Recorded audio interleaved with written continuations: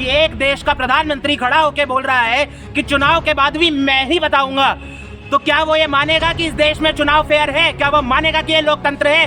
राजाशाही या तानाशाही नहीं है। 2024 के बाद नरेंद्र मोदी जी भी हो सकते हैं, राहुल गांधी जी भी हो सकते हैं, कोई और भी हो सकता है। कॉन्फिडेंस है मोदी जी का, ये कॉन्फिडेंस नहीं है, ये अभद्रता है, ये अहंकार है कि उन्हें हर चीज एक पॉलिटिकल रैली और पॉलिटिकल स्पीच का माध्यम दिखता है। कि अगर नो कॉन्फिडेंस मोशन संसद में उनके खिलाफ खड़ा हो जाए तो वो वहां पर भी अपनी पॉलिटिकल स्पीच देते। ठाकुर जी जो यहीं पर पास में खड़े होके क्या बोलते थे, गोली मारो सालों को, केंद्रीय मंत्री होते हुए उनका प्रमोशन करके कैबिनेट में डाल दिया, आज भी केंद्रीय मंत्री हैं। कौन थे उनके पिताजी? हिमाचल के मुख्यमंत्री थे। जयशाह जी कौन है वो? क्या क्रिकेटर है, IAS है, MBA है? कुछ नहीं, केवल पिताजी उनके मोदी जी के परम मित्र गृह मंत्री अमित शाह जी है। मंत्री नरेंद्र मोदी जो कुछ ही महीनों पहले चिल्ला चिल्ला के कह रहा था हर मंच से, एक अकेला सब पे भारी। देखिए, मैं सोच रहा था कि कल का जो भाषण होगा ना वो देश के प्रधानमंत्री नरेंद्र मोदी जी का होगा, लेकिन देश की विफलता ये है कि वो जो भाषण था वो भाजपा के नेता नरेंद्र मोदी जी का था। देश की आज़ादी को 77 साल होने को हैं, 76 साल हो गए हैं देश की आज़ादी को। उन्हें बात करनी चाहिए थी कि किस तरीके से स्वतंत्रता सेनानियों ने इस देश को आज़ादी दिलाई, किस तरीके से एक राजशाही में से निकल के ये देश एक लोकतंत्र बना, डेमोक्रेसी बना, लोकतंत्र बना, और जनहित में कितने काम करे गए, जनता का क्या उद्धार करा गया, पिछले प्रधानमंत्रियों ने क्या करा, नेहरू जी ने क्या करा, अटल जी ने क्या करा। लेकिन भाजपा के प्रधानमंत्री जो भाजपा के केवल नेता की तरह अपने आप को समझते हैं, नरेंद्र मोदी जी, उन्होंने क्या बात करी? उन्होंने बात करी 2014 में मैं आया था तो ये हुआ और 2023 में ये हो गया। अरे क्या भारत को आज़ादी 2014 में मिली थी या 1947 में मिली थी? आप पूरे 1947 से लेकर 2023 तक की बात क्यों नहीं कर सकते? और उसमें भी वो क्या करते हैं भाषण में, राहुल गांधी ने ये कर दिया, गांधी परिवार ने ये कर दिया, नाम भले ही ना लिए हो, जब जिस तरीके से उन्होंने बात करी है सब पता है वो क्या कर रहे हैं, वो राजनीतिक तंज कस रहे थे। बात ये है, मोदी जी जो एक ऐसे नेता हैं हमारे कि उन्हें हर चीज एक पॉलिटिकल रैली और पॉलिटिकल स्पीच का माध्यम दिखता है। कि अगर नो कॉन्फिडेंस मोशन संसद में उनके खिलाफ खड़ा हो जाए तो वो वहां पर भी अपनी पॉलिटिकल स्पीच दे देंगे। अगर वो आजादी दिवस पर लाल किले के मंच पर खड़े हैं वहां पर भी वो पॉलिटिकल स्पीच देंगे। वो आदमी कभी स्टेट्समैन की तरह, कभी देश के प्रधानमंत्री की तरह बिहेव करता ही नहीं है, केवल एक नेता की तरह करते हैं। और उसमें क्या बताते हैं देश को कि देश के सबसे बड़े जो 3 ईवल है वो है करप्शन, परिवारवाद, और तीसरा उन्होंने क्या बताया था, तुष्टीकरण। परिवारवाद माने डायनेस्टी। अब मैं इस पे आता हूं एक एक करके। करप्शन बिल्कुल देश का बहुत बड़ा ईवल है, सारे कांग्रेस के कार्यकर्ता, मैं खुद, आप सब मानेंगे। लेकिन जब देवेंद्र फडणवीस जी 2014 से 19 महाराष्ट्र के मुख्यमंत्री रहे भाजपा के, वो अजीत पवार जी के लिए क्या बोलते थे, भ्रष्ट नेता हैं सबसे बड़े देश के, जब हमारी सरकार आएगी तो जेल में चक्की पीसेंगे। अब कहां बैठे अजीत पवार जी? जेल में चक्की पीस रहे हैं या उन्हीं देवेंद्र फडणवीस जी के साथ भाजपा शासित सरकार में उप मुख्यमंत्री बन के बैठे हैं? तो करप्शन अगर साफ करनी है तो अपनी वहां से साफ करिए आप पहले। फिर ये बात करते हैं डायनेस्टी की। सबको पता है जब नरेंद्र मोदी जी बात करते हैं डायनेस्टी की तो वो राहुल गांधी पे तंज कसना चाह रहे हैं, लेकिन आपके सारे दर्शकों को ये जानने की जरूरत है, याद रखने की जरूरत है कि नेहरू जी कोई पर्चे पे नाम नहीं लिख के चले गए थे कि एक मेरा वंशज आएगा, राहुल गांधी, वो अमेठी जीतेगा, ये जीतेगा। 2004, 2009, 2014, 2019 के सारे लोकसभा के चुनाव राहुल गांधी अपने बल पे जीते हैं। और देखिए उस आदमी की पॉपुलैरिटी कि जब वो उत्तर प्रदेश के अमेठी में खड़ा होता है तब भी जीतता है, और केरला के वायनाड में खड़ा होता है तब भी जीतता है। वहां के लोग उसे चुन के बेचते हैं। ये कोई परिवारवाद नहीं होता। परिवारवाद बताता हूं क्या होता है। पीयूष गोयल जी कौन से सदन में बैठते हैं संसद के? राज्यसभा में, क्योंकि जीत नहीं पाते लोकसभा में इलेक्शन, जनता का मत हासिल नहीं कर पाते। क्यों है पीयूष गोयल जी आज की डेट में भारत सरकार के मंत्री? क्योंकि उनके पिताजी भारत सरकार के बहुत बड़े नेता थे।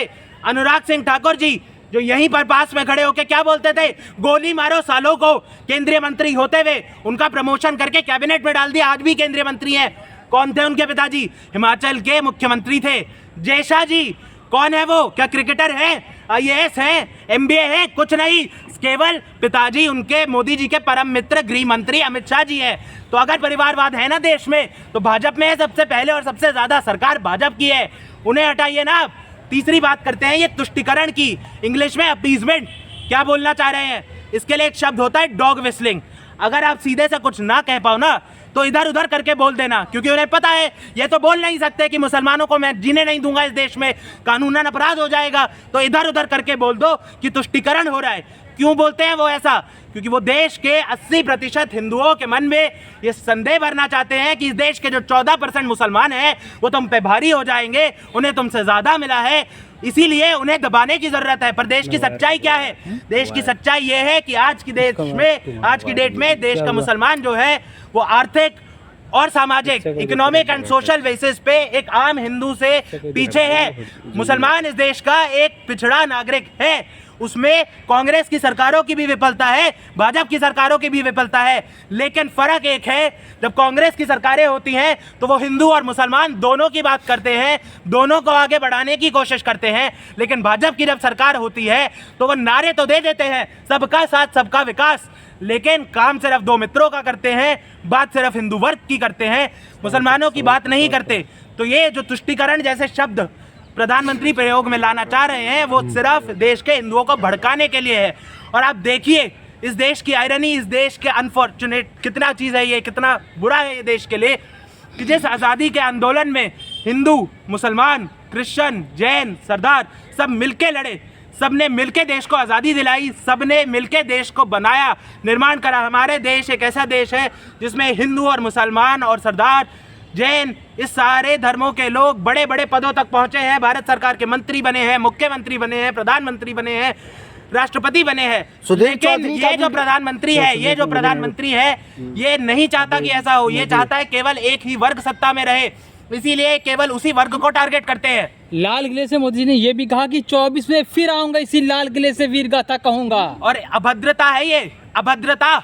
आप एक चीज सोचिए, ये क्या कहते हैं, देश के बाहर देश का नाम हो रहा है। अगर आप देश के बाहर रहने वाले एक पॉलिटिकल एनालिस्ट है या पॉलिटिशियन है या सोशल साइंटिस्ट है और आप देखेंगे कि एक देश का प्रधानमंत्री खड़ा होकर बोल रहा है कि चुनाव के बाद भी मैं ही बताऊंगा, तो क्या वो ये मानेगा कि इस देश में चुनाव फेयर है? क्या वो मानेगा कि ये लोकतंत्र है? राजाशाही या तानाशाही नहीं है। 2024 के बाद नरेंद्र मोदी जी भी हो सकते हैं, राहुल गांधी जी भी हो सकते हैं, कोई और भी हो सकता है। कॉन्फिडेंस है मोदी जी का, ये कॉन्फिडेंस नहीं है, ये अभद्रता है, ये अहंकार है। अगर 2024 के चुनाव में कोई और व्यक्ति चुन के आता है तो क्या ये उसे प्रधानमंत्री की कुर्सी पे बैठने से रोक देंगे? प्रधानमंत्री का अगर इनमें शिष्टाचार होता ना, अगर ये सिर्फ केवल एक राजनीतिक नेता की तरह बात ना कर रहे होते तो ये बोलते कि 2024 में शायद मैं हूं, शायद कोई और हो, लेकिन जो भी होगा देश का काम करेगा। पर ये सब नहीं बोलेंगे। आखिर इतना विश्वास कैसे आया प्रधानमंत्री जी को कि वो फिर दोबारा इस लाल किले से संबोधित करेंगे? ये अहंकार है, विश्वास नहीं है। क्योंकि कांग्रेस पार्टी आवाज उठाती है कि निर्वाचन आयोग, सुप्रीम कोर्ट, देश के बाकी जितनी संस्थान हैं इंडिपेंडेंट जिन्हें होना चाहिए उन पे दबाव है, लेकिन सच ये है दबाव है, लेकिन आज भी वो इंस्टीट्यूशंस काम थोड़ा थोड़ा कर पा रही हैं। आज भी देश में लोकतंत्र है, कम हुआ है लेकिन है। तो मोदी जी का जो ये है ना, ये कोई विश्वास नहीं है, ये अहंकार है और ये भभकियां हैं जो भाजपा को देने की आदत पड़ चुकी है। अमित शाह जी ने कर्नाटक चुनाव से पहले क्या कहा था? 150 सीटें आएंगी 224 की असेंबली में। कितनी आई? 65। अब क्या उसे आप विश्वास कहेंगे या जनता को बेवकूफ़ बनाना कहेंगे या अहंकार कहेंगे? ये जनता को ऐसे ही बेवकूफ़ बनाना चाहते हैं कि आके बता दो मेरे अलावा तो किसी को वोट मिल ही नहीं सकता, मैं ही हूँ। डरे और घबराए हुए हैं क्या मोदी जी? अगर इससे की बात करें तो ये भी हो सकता है। मैं नहीं जानता मोदी जी घबराए हुए हैं या नहीं है, लेकिन ये जरूर है भाजपा के खेमे में एक सुगबुगाहट है। अंदर ही अंदर कहा तो यही जाता है, सर्वे हुआ है जहां पता है कि 250 सीटें भी नहीं निकाल पाएंगे। और ये एक ऐसी सरकार और एक ऐसी पार्टी है कि अगर ये 250 नहीं क्रॉस कर पाए, ये 272 भी नहीं कर पाएंगे, क्योंकि कोई इनके साथ अलायंस नहीं बनाना चाहेगा। जिस तरीके से मुझे एक मुहावरा याद आता है, मैं नहीं बोल रहा भाजपा में ऐसा है, बट बस एक याद दिला दूं, सांप को दूध मत पिलाना, तुम्हें ही डसेगा। भाजपा ने क्या करा कि शिवसेना जो उनका सबसे पुराना अलायंस पार्टनर था, उसी की पार्टी तोड़ दी, ठाकरे साहब को अलग कर दिया और शिंदे साहब को अलग कर दिया। इसीलिए देश का कोई राजनीतिक दल इनके साथ भी नहीं आना चाहेगा, अलायंस भी नहीं बनाएगा। इसी सुगबुगाहट के चलते आज ये देश को ये दिखाना चाह रहे हैं कि नहीं, मुझे भी अलायंस की राजनीति आती है। यही व्यक्ति, यही भाजपा का प्रधानमंत्री नरेंद्र मोदी, जो कुछ ही महीनों पहले चिल्ला चिल्ला के कह रहा था हर मंच से, एक अकेला सब पे भारी, उसे क्या जरूरत आन पड़ी कि जब विपक्षी पार्टियों ने इंडिया अलायंस बनाया, Indian national developmental inclusive alliance, जब उन्होंने 26 दलों ने मिलकर अलायंस बनाया और कहा कि 18 जुलाई को हम अपनी दूसरी बैठक करेंगे बेंगलुरु में, तब उससे एक हफ्ते पहले ही क्यों इन्हें ऐलान करना पड़ा कि एनडीए की बैठक होगी 38 दलों के साथ। और आप देखिए देश की जनता को किस प्रकार बेवकूफ़ बनाने की कोशिश करी जाती है कि 38 पार्टियों का अलायंस तो बता रहे हैं, ये कभी नहीं बताते कि उन 38 में से 24 पार्टियां ऐसी है जिनका ना ही एक सांसद है, ना ही एक विधायक है। ये पॉलिटिकल पार्टी है या किट्टी पार्टी? बात ये है कि भाजपा के साथ कोई जुड़ना चाहता नहीं है, और जितनी पार्टियां जुड़ी हुई है ना, वो भी बहुत सारी दबाव में है। पार्टी का या नेता का मैं नाम नहीं लूंगा, पर मेरी एक करीबी मित्र है, वो एक बहुत शीर्ष नेता के करीब है। वो यही बताती है कि इनकी एक सूबे में सरकार जो चलती है एक पार्टी के साथ अलायंस पे, इसीलिए चलती है क्योंकि जिस दिन उन्होंने सरकार से हटने की कोशिश करी, उनके पिताजी को जेल पहुंचा दिया आखिरी जाएगा। सवाल, मोदी जी ने तो कह दिया कि 24 में मैं फिर आ रहा हूँ, लेकिन आपको क्या लगता है कि 24 में क्या बदलाव होगा क्या? मैं भारत के 140 करोड़ नागरिकों में से एक नागरिक हूं। मेरा एक वोट है, मैं एक ही वोट दूंगा। बाकी की जो 140 करोड़ की जनता है, वो खुद निर्णय लेगी कि किसको प्रधानमंत्री बनाना है। एक ऐसे व्यक्ति को जो सिर्फ हिंदू मुस्लिम की बात करता है, सबका विकास सबका साथ जैसे नारा देके केवल 2 मित्रों का काम करता है, या ऐसे नेता को चुनेगा जो मणिपुर में जाता है, गरीबों का दुख बांटता है, अमीरों का दुख बांटता है, औरतों का, आदमियों का, बड़ों का, बूढ़ों का, बच्चों का, सबका दुख बांटता है, सबकी बात करता है, भारत की तरक्की के लिए बात करता है। क्या वो व्यक्ति प्रधानमंत्री बनेगा या ये व्यक्ति प्रधानमंत्री बनेगा? देश का कह रहे हैं संसद में फ्लाइंग किस करते हैं, जिसकी आप बात कर रहे हैं। संसद में फ्लाइंग किस करते हैं, इन्हें क्या उससे ऑब्जेक्शन है? क्या आंख दिक्कत मारते है? हैं। मैं बता देता हूं उस पे। आंख मारने वाली जो बात है 2018 में यह हुई थी, जब इन्हीं के खिलाफ नो कॉन्फिडेंस मोशन लाया गया। राहुल गांधी ने मजाकिया तौर पे अपने एक मित्र को आंख मारी। पर्सनल था कुछ उसमें, ऐसा ये नहीं है कि प्रोफेशनली वो कर रहे हैं। कांग्रेस पार्टी ने स्टेटमेंट नहीं निकाली थी कि राहुल गांधी आंख मारेंगे। और किसे मारी थी? ज्योतिरादित्य सिंधिया। कौन है वो? आज की तारीख में भाजपा के केंद्रीय मंत्री हैं। और ये परिवारवाद की बात करते हैं, उनके पिताजी क्या थे? माधवराव सिंधिया जी मंत्री थे। खुद वो कौन है? महाराजा हैं ग्वालियर के। आज उन्हें वो सिंधिया जी की हमारी भी आंख याद आ रही है, उन सिंधिया जी का परिवारवाद नहीं याद आ रहा है। दूसरी आपने बात करी फ्लाइंग केस की, सुनिए मेरी बात। दूसरी आपने बात करी फ्लाइंग केस की। क्या करा था राहुल गांधी ने? ये करा। ये क्या है? Flying case, universal symbol of love and affection. ऐसे जो ये जेस्चर है, ये बोरिस जॉनसन यूके के जो प्रधानमंत्री थे, डोनाल्ड ट्रंप जो अमेरिका के राष्ट्रपति थे, इमैनुअल मैक्रोन जो फ्रांस के प्रेसिडेंट थे हैं, और शिवराज सिंह चौहान जी जिन्हें प्यार से लोग मामा जी कहते हैं, भाजपा के मुख्यमंत्री हैं मध्य प्रदेश सूबे के, वो भी ये कर चुके हैं। और राहुल गांधी खुद भारत जोड़ो यात्रा में सैकड़ों दफा ये कर चुके हैं, लाखों की जनता को, जिसमें दसियों हजारों महिलाएं थी, लेकिन किसी ने भी कंप्लेन नहीं करी। क्यों नहीं करी? क्योंकि उन्हें पता है कि ये आदमी केवल प्यार, लव, अफेक्शन, परिवार के लिए खड़ा होता है। ये आदमी कोई परिवारवाद का नुमाइंदा नहीं है, परिवार का और प्यार का नुमाइंदा है। सबने समझा कि उसमें कोई वल्गैरिटी नहीं थी, लेकिन स्मृति ईरानी जी शायद एक ऐसी हो, क्योंकि सास भी कभी बहुती की एक्टर थी भैया, इतने सालों काम करा है, सारा दिन तो उस सीरियल में कलेश ही चलता था। तो शायद उनकी सोच, मानसिकता ही ऐसी हो गई है कि अगर कोई व्यक्ति एक प्यार की निशानी फैला रहा है, जो प्यार प्लेटोनिक भी हो सकता है, मैं अपने दोस्तों से, आपसे, मित्रों से, अपने टीचरों से कर सकता हूं, उन्हें लग रहा है ये कुछ वल्गर है, जैसे मुझे छेड़ दिया, लिखी हुई शिकायत दे रही हैं। ये दिखाता है कि आज की तारीख में भाजपा के नेताओं द्वारा संसद का आचरण कितना अभद्र हो चुका है कि एक प्यार की निशानी को एक वल्गर चीज जैसा दिखाया जा रहा है, घटिया चीज जैसा दिखाया जा रहा है। ठीक है।